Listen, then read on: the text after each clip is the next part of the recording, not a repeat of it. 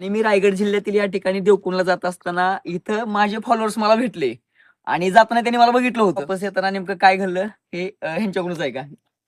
हे जेव्हा इथून गेले तेव्हा मी इथंच बसलेलो होतो आणि जेव्हा मी 2 वेळा त्यांना बघितलं, हे म्हणतो कोणतरी भोंगत दिसतायत. कुठं गेलो पहिला 2-3 वेळा बघितलं, नाही म्हणलं विचारावं कसं आहे, तर वेगळंच असलं कोणतरी.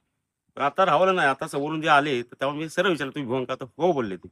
मग खूप आनंद झाला त्यांना बघून, कारण ते मराठा समाजाविषयी एवढे तळमळीने बोलत असतात. मी सोलापूर जिल्ह्यातल्या बार्शी तालुक्यातल्या बोरगाव सारख्या छोट्याशा खेडेगावातला. त्या मुलाला आज रायगड जिल्ह्यातील देवकुंड या ठिकाणी जात असताना मला माझे फॉलोअर्स भेटले. खूप भारी वाटलं आणि इथून पुढे सुद्धा माझं काम मी असंच चालू ठेवेल. निश्चितपणे मला आनंद झाला. त्यांचे व्हिडिओ एवढे जबरदस्त वाटतात ना, की मी ते खाली ठेवतच नाही ते. त्यांचा आला की तो मग पाहायला बघतो. कारण तळमळीने बोलणारा आजकाल माणूस भेटत नाही. धन्यवाद आणि काका. करणारी माणसं पण आज आपल्याला पाहिजे असतात. तरच आपलं पुढं भविष्य पुढं भविष्य. उज्ज्वल होईल असं मला वाटतं. धन्यवाद मित्रांनो. जय शिवराय. तुमचं पण मनापासून आभार आहे मी. खूप खूप आभार. असंच माझ्या व्याख्यानावरती भाषणावरती प्रेम करत राहा. इथून पुढे कधी पण देवकुंडला आल्यावरती आवर्जून हात करून भेटे. धन्यवाद बाबा.